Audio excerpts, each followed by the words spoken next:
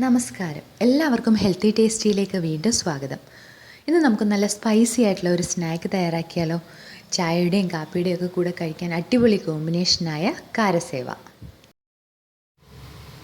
ഈ കാരസേവ് തയ്യാറാക്കാൻ നമുക്ക് വേണ്ടത് കടലമാവും അരിപ്പൊടിയുമാണ്. അപ്പോൾ ഞാനിവിടെ ഒരു 2 കപ്പ് കടലമാവ് എടുത്തിട്ടുണ്ട്. അതിനോടൊപ്പം 1/2 കപ്പ് അരിപ്പൊടിയും എടുത്തിട്ടുണ്ട്. ഈ അരിപ്പൊടി നമുക്ക് ഇടിയപ്പം ഉണ്ടാക്കാനോ അല്ലെങ്കിൽ സാധാരണ വറുത്ത അരിപ്പൊടിയോ നൈസായിട്ടുള്ള അരിപ്പൊടിയാണ് വേണ്ടത്. അത് 1/2 കപ്പ് എടുത്തിട്ടുണ്ട്. അപ്പോൾ രണ്ടും അളക്കുന്നത് ഒരേ അളവിലുള്ള കപ്പിലായിരിക്കണം. 2 കപ്പ് കടലമാവിന് 1/2 കപ്പ് അരിപ്പൊടി. ഇനി ഇതിലേക്ക് നമുക്ക് പാകത്തിന് ഉപ്പ് ചേർക്കാം. ഇനി നമുക്ക് കുറച്ച് ജീരകം ചേർക്കാം. ഇതിങ്ങനെ തന്നെ വേണമെങ്കിലും ചേർക്കാം, അല്ലെങ്കിൽ ഒന്ന് ക്രഷ് ചെയ്തിട്ട് ഒന്ന് ചതച്ചിട്ട് ഇതിലേക്ക് ചേർക്കുകയും ചെയ്യാം. പിന്നെ ഞാൻ എടുത്തിരിക്കുന്നത് ഒരു ചെറിയ സ്പൂൺ കുരുമുളകും അതേ സ്പൂണിൽ തന്നെ 1 സ്പൂൺ മുളക് പൊടിയാണ്. അപ്പോൾ ഇതിൻ്റെ എരിവിന് വേണ്ടി നമ്മൾ മെയിനായിട്ട് ചേർക്കുന്നത് ഈ കുരുമുളകാണ്. ഇത് കുറച്ച് തരികളായിട്ട് ഇടുവാണെങ്കിൽ അതായിരിക്കും നല്ലത്. അപ്പോൾ അതൊരു സ്പൂൺ ചേർത്തിട്ടുണ്ട്. അതുപോലെ എരിവുള്ള മുളക് പൊടിയാണെങ്കിൽ ഒരു 1/2 സ്പൂൺ ചേർത്താൽ മതി. പിന്നെ നിങ്ങളുടെ എരിവിനനുസരിച്ച് ഇത് കൂട്ടിയും കുറച്ചും ഒക്കെ ചേർത്ത് കൊടുക്കാം. അപ്പോൾ കുരുമുളകും മുളക് പൊടിയും എടുത്തിട്ടുണ്ട്. അതിനോടൊപ്പം 1/2 സ്പൂൺ കായപ്പൊടി എടുത്തിട്ടുണ്ട്. പെരിങ്കായത്തിൻ്റെ പൊടിയാണ് 1/2 സ്പൂൺ എടുത്തിട്ടുണ്ട്. അല്പം മഞ്ഞൾപ്പൊടി എടുത്തിട്ടുണ്ട്. അപ്പോൾ ഇതുകൂടി നമുക്കിതിലേക്ക് ചേർത്ത് കൊടുക്കാം.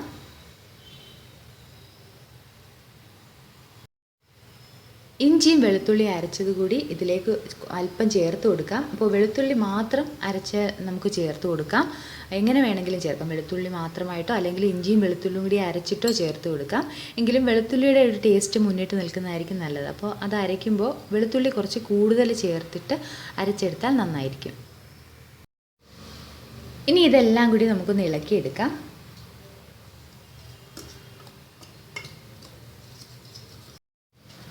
ഇനി ഇതിലേക്ക് നമുക്ക് ഒരല്പം എണ്ണ ഒഴിക്കാം.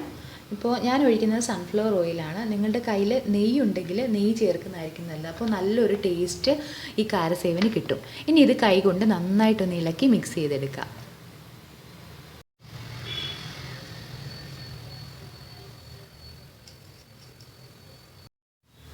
ഇനി ഇത് നമുക്ക് കുഴച്ചെടുക്കണം. കുറച്ചായിട്ട് വെള്ളം ഒഴിച്ചിട്ട് കുഴച്ചെടുക്കാം.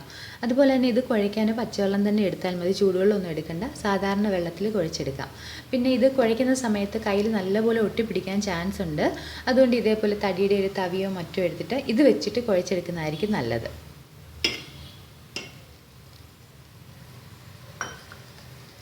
ഇതുപോലെ ഈ തടിയുടെ തവിയോ അല്ലെങ്കിൽ സ്പൂണോ എന്തെങ്കിലും എടുത്തിട്ട് ഇങ്ങനെ മിക്സ് ചെയ്ത് കൊടുക്കാം.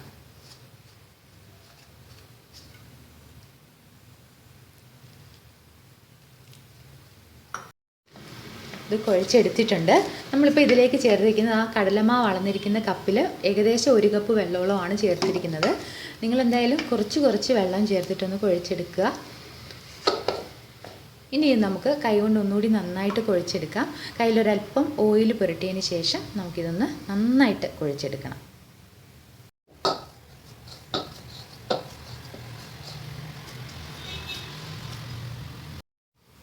ഇനി നമുക്കിത് ഫ്രൈ ചെയ്തെടുക്കണം. അതിനുവേണ്ടി ഞാനിവിടെ സേവനാഴി എടുത്തിട്ടുണ്ട്.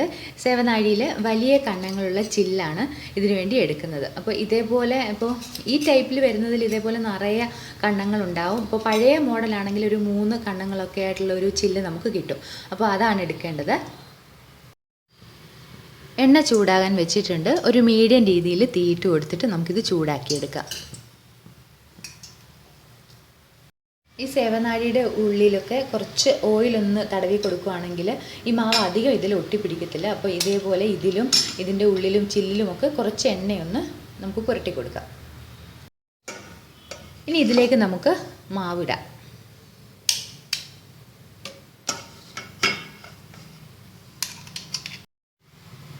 എണ്ണ ചൂടായോ എന്ന് നോക്കാം. ഒരല്പം മാവ് ഈ എണ്ണയിലേക്കൊന്ന് ഇട്ട് നോക്കാം.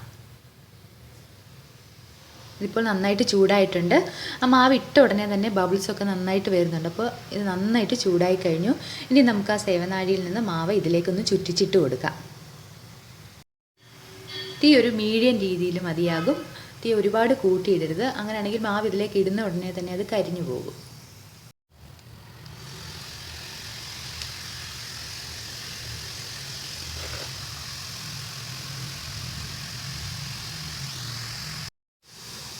ഒന്ന് തിരിച്ചിട്ട് കൊടുത്തിട്ടുണ്ട്.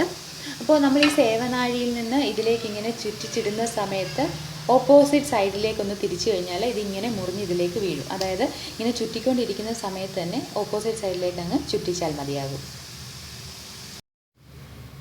ആദ്യത്തേത് നമ്മൾ മൂപ്പിച്ചെടുത്തിട്ടുണ്ട്. തിരിച്ചു മറിച്ചും ഒക്കെ ഇട്ടിട്ട് നന്നായിട്ട് മൂപ്പിച്ചെടുക്കണം. ഒരുപാട് അങ്ങ് കരിഞ്ഞു പോകരുത്. ഇതുപോലെ ഒരു ബ്രൗൺ കളർ ആകുന്നത് വരെ, നല്ല ക്രിസ്പി ആകുന്നത് വരെ മൂപ്പിച്ചെടുക്കണം. ഇതേപോലെ നമുക്ക് ബാക്കിയിരിക്കുന്ന മാവും ഫ്രൈ ചെയ്തെടുക്കാം.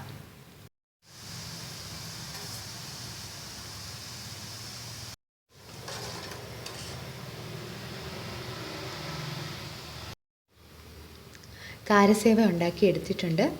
ഇതേപോലെ ഇങ്ങനെ ഒടിച്ചെടുക്കാം. അപ്പോൾ നമുക്ക് ചായയ്ക്കും കാപ്പിക്കും ഒക്കെ പറ്റിയ ഒരു സ്നാക്കാണ്. ഉണ്ടാക്കാനും വളരെ എളുപ്പമാണ്. അപ്പോൾ നിങ്ങൾക്ക് ഇത് കാരസേവയായിട്ട് തയ്യാറാക്കാം, അതല്ലെങ്കിൽ മധുരം ചേർത്തിട്ട് മധുരസേവയായിട്ട് ഉണ്ടാക്കാം. അപ്പോൾ മധുരസേവയുടെ റെസിപ്പി ഞാൻ നേരത്തെ തന്നെ അപ്ലോഡ് ചെയ്തിട്ടുണ്ട്. നിങ്ങൾക്ക് താല്പര്യം ഉണ്ടെങ്കിൽ അതുകൂടി ഒന്ന് നോക്കാം. നിങ്ങളിത് ഉറപ്പായിട്ടും ഉണ്ടാക്കി നോക്കണം. നല്ല ടേസ്റ്റാണ്. അപ്പോൾ ഇഷ്ടപ്പെട്ടെങ്കിൽ ഞങ്ങളെ അഭിപ്രായങ്ങളും അറിയിക്കണം. ഈ വീഡിയോ ഇഷ്ടമായെങ്കിൽ നിങ്ങൾ ഈ ചാനൽ കൂടി ഒന്ന് സപ്പോർട്ട് ചെയ്യണം. അപ്പോൾ മറ്റൊരു നല്ല വീഡിയോയുമായിട്ട് വീണ്ടും കാണുന്നത് വരെ നന്ദി, നമസ്കാരം.